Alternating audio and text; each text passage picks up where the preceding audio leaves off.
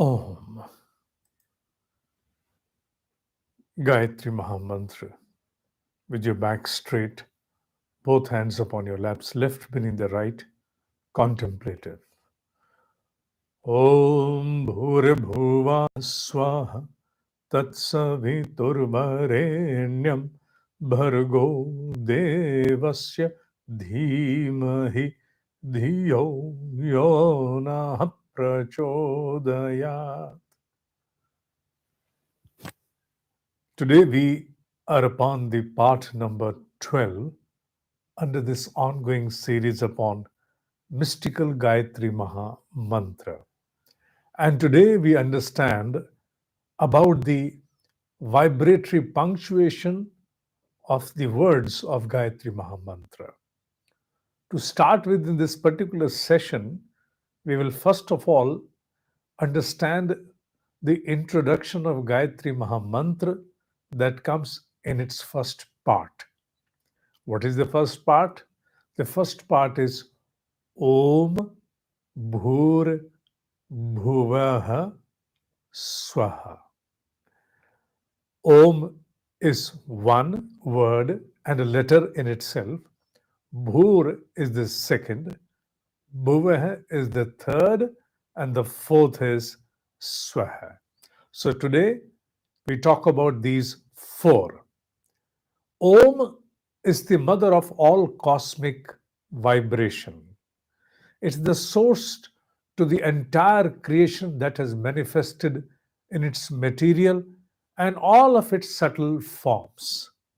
So anything and everything that we see around owes its origin to the mother of all cosmic vibration, which is Om. Yes, in a way, we also assign the same letter, the same word for the supreme consciousness as well.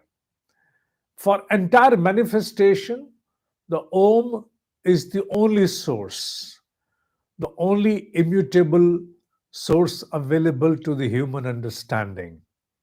There can be enough that can be said about Om, whereas one of the Upanishads has been specially dedicated to the entire detail of Om, although that is one of the smallest Upanishad by the name Mandukya Upanishad. And it has an interpretation of a great exalted yogi, Swami Gaudapada Charyaji Maharaj, the Dada Guru of Adiguru Shankaracharya. So he had written an interpretation which spreads out to more than 240 verses by the name Gaudapada Charya Karika. And now this Mandukya Karika, interpreted by Gaudapada Charyaji, it mentions the details of Om in a very descriptive manner. There are other scriptures also available that do not exhaust while when it comes to say something upon the letter Om, the immutable one. In a way, it is also understood as a name assigned, a vibration considered to be also as the name of the Lord. Because someone who is omnipresent, I'm saying someone who is omnipresent, cannot be confined into the small ambits of name and form. Therefore, the exalted ones assigned it a vibration, Om, and thereby we also understand Om as a name of the Almighty, the unmanifest. Gayatri Mahamantra, in its second, third, and fourth word, Bhur Bhuvah Swah, it makes the path of introduction. In a way, it provides us some detail about the deliverables of Gayatri Mahamantra. What does Gayatri Mahamantra aspire to deliver us?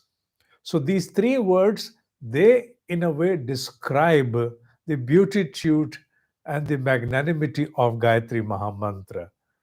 It alleviates and elevates a human from three primary sufferings. There are only three primary sufferings to any human on this planet. There is no fourth. All other classifications can be easily encompassed and categorized under these three, namely deprivation, ignorance, and inability. Deprivation, ignorance, inability, abhav, agyan, ashakti. To address this, the first word, the second word which comes after Om is Bhur. Bhur means the prana, the energy. Nothing moves without energy. Energy of all forms, from the gross to the subtle to the subtlest ends. Anything and everything finds its motion, its propulsion through energy. Subhur means energy. Gayatri Mahamantra is the source of energy, enrichment at all of our ends.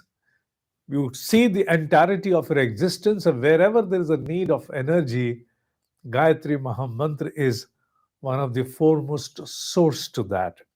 And manifestation of energy shall happen without fail to a seeker who starts propitiating, starts the japa of Gayatri Mahamantra. So, this vibratory trigger, Bhur, informs us about the enrichment part of the deliverable aspect of Gayatri Mahamantra. The second word is Bhuvaha.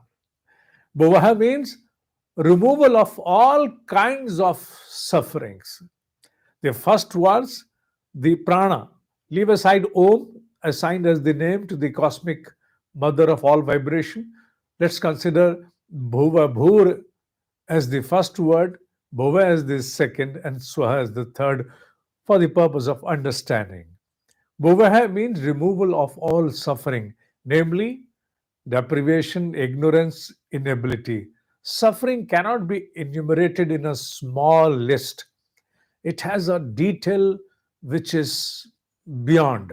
You go on writing and you will go on writing, mentioning the kind of pain, anguish, suffering, shortfall, shortcoming that you come across in your life. But the thick categorization is this trio of deprivation, ignorance, and inability.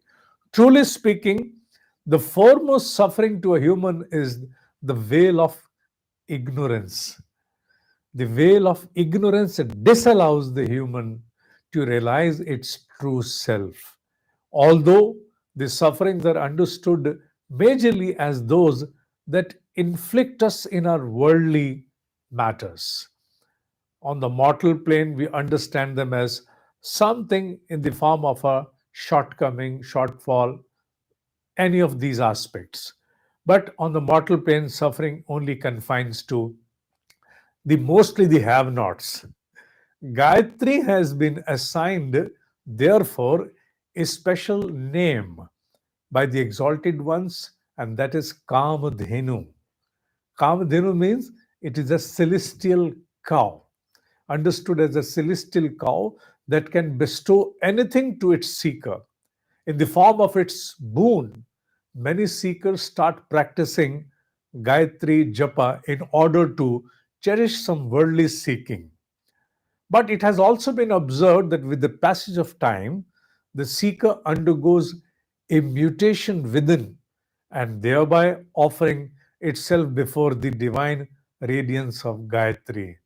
Does not matter. Even if you start Gayatri Japa sadhana in order to cherish some of your desires that correspond to this mortal plane, but with the passage of time, you will observe that you yourself are undergoing a transformation in your own depths of understanding. Your perceptory windows undergo a great change.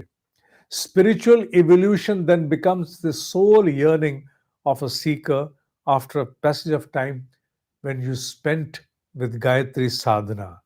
This happens irrespective of the fact that worldly seekings still cling to the seeker, yet a change within transpires. The impel and the indulgence into the veil of ignorance does not incinerate all of a sudden. Its traces will always cling to us, yet they become obliterated by the sadhana. In no terms, then the seeker lands into the pain and anguish of the death of some worldly seeking. No terms. Pain and anguish are then the terms that are, they may be confined as a deep yearning to realize your own true self, but you do not ascribe more of that pain, intense pain, just for a seeking that corresponds to this mortal plane in the form of a desire. And as the sadhana of a seeker intensifies, so does the infliction of worldly suffering that recedes. And instead of that, the blessedness advances within the seeker. Bhur, bhuvaha, both combined, and if we take the derivatives out of it, it is the divine energy enriched, and inability, deprivation, and ignorance perish. What is swaha? The third word. To be precise, the fourth one, Om Bhur Bhuva Swaha. But talking about the deliverables, the third one, that is Swaha. Swaha means to cherish blessedness. To cherish blessedness is the conclusive meaning of the connotation of Swaha.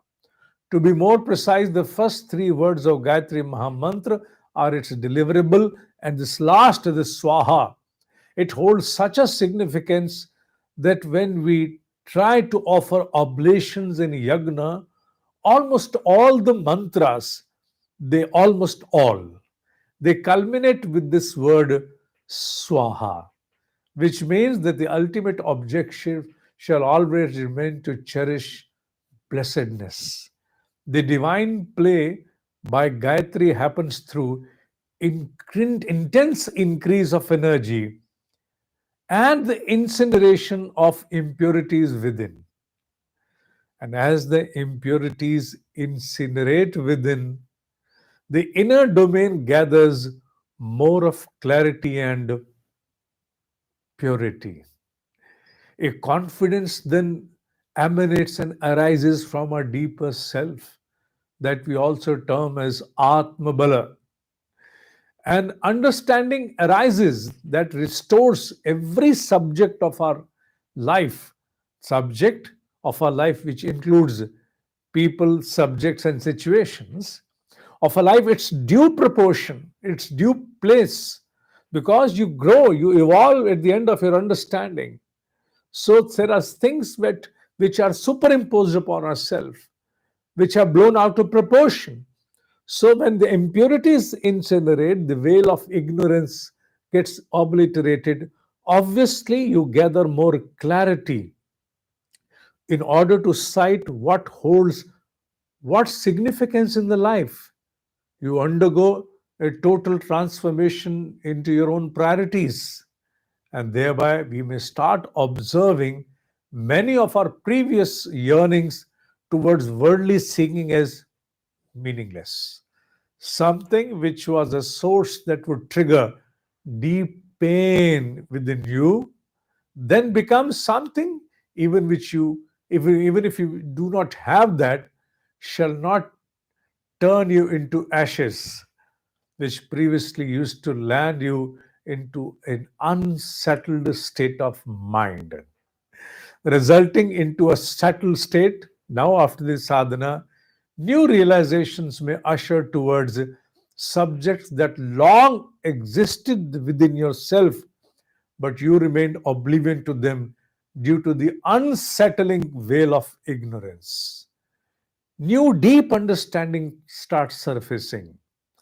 I would not say that you start getting experiences which probably correspond to any other dimension, even if nothing of that kind happens. The evolution within your own perceptive windows is such that a new dimension shall arise for understandings. You will altogether be now born with a new insight, which gives you a clear understanding to regulate your intensity of seeking any particular desire that corresponds to the mortal plane. And this has been observed in a large number of seekers that have practiced Gayatri sadhana for some considerable period of time.